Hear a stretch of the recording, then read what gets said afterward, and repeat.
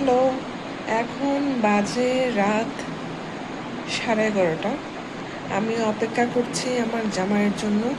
সে গত 3 দিন ধরে ঢাকায় একটা অফিসিয়াল কাজে গিয়েছিল। এখন সে ব্যাক করছে।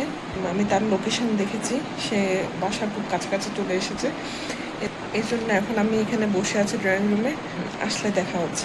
এই যে আমার জামাই চলে এসেছে। হাই, চাবি দি।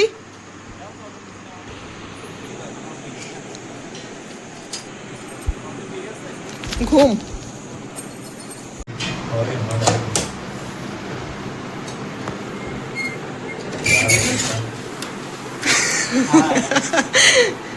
দেখো চাঁদে আয়া।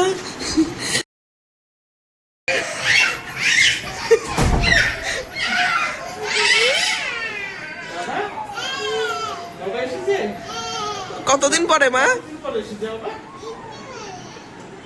গতকাল রাতে যখন আমার জামাই ঢাকা থেকে এসেছিল তখন আমার মেয়ে ঘুমিয়েছিল, এবং পরের দিন সকালে যখন আমার জামাই অফিসে যায় তখনও সে ঘুম থেকে ওঠেনি।